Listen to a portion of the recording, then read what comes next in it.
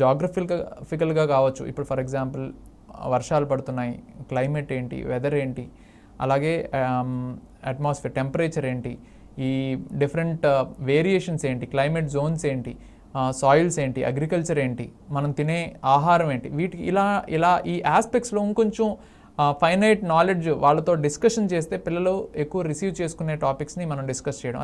అలాగే పాలిటీ, మన చుట్టూ జరుగుతున్న మన స్టేట్ చీఫ్ మినిస్టర్ కావచ్చు, ఎలక్షన్స్ వచ్చినప్పుడు ఎమ్మెల్యేస్ అలాగే ఎంపీ ఎలక్షన్స్ కావచ్చు, గవర్నమెంట్స్ యొక్క ఎగ్జిక్యూటివ్స్ బాడీస్ కావచ్చు, లేకపోతే ప్రైమ్ మినిస్టర్ గురించి కావచ్చు, ప్రెసిడెంట్ గురించి కావచ్చు, రెగ్యులర్గా న్యూస్లో వచ్చే వాటి గురించి, లేకపోతే కోర్ట్స్ గురించి కావచ్చు, పిల్లలతో డిస్కస్ చేసి న్యూస్ పేపర్ని వాళ్ళకి అందుబాటులో పెట్టి న్యూస్ పేపర్ని అలవాటు చేస్తే మీరు అనుకుంటున్న చిన్నప్పటి నుంచి సివిల్ సర్వీసెస్ చిన్నప్పటి నుంచి కాంపిటేటివ్ ఎగ్జామ్స్ ప్రిపేర్ చేయాలి అనుకుంటున్న మీ ఆబ్జెక్టివ్ ఫుల్ఫిల్ అయిపోతుందండి.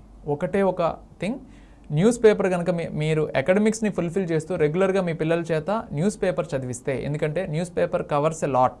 అది తెలుగు న్యూస్ పేపర్ అయితే ఇన్ఫర్మేషన్ గ్యాదర్ చేసి అర్థమయ్యేటట్టు చెప్తుంది. అలాగే ఇంగ్లీష్ చదవగలిగితే ఇంగ్లీష్ కూడా ఇదైతే ఇంగ్లీష్ న్యూస్ పేపర్ నుంచి లాట్ ఆఫ్ థింగ్స్ ఇంకా నేర్చుకోవచ్చు. క్వాలిటీ ఆఫ్ ఆర్టికల్స్ ఎలాగా పబ్లిష్ చేస్తున్నారు, సో దాని మీద వొకాబులరీ మనకి ఐడియా వస్తుంది. వేరియస్ ఆర్టికల్స్ని స్ట్రక్చరింగ్ ఎలా చేస్తున్నారు, ఎడిటోరియల్స్ ఎలా ఉన్నాయి, వేరియస్ సబ్జెక్ట్స్లో ఉన్న కరెంట్ అఫైర్స్, మన చుట్టూ ఏం జరుగుతున్నాయి, ఇలాంటివన్నీ న్యూస్ పేపర్లో మనకి అందుబాటులో ఉన్నాయి.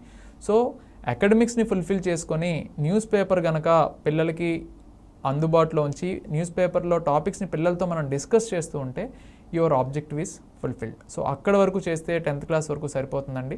దాని తర్వాత మీరు ప్లాన్ చేయాలనుకుంటే వేరియస్ ప్రోగ్రామ్స్ ఉన్నాయి, వాటిని చేసుకుంటే బాగుంటుందని నా సజెషన్ అనమాట. Thank you very much.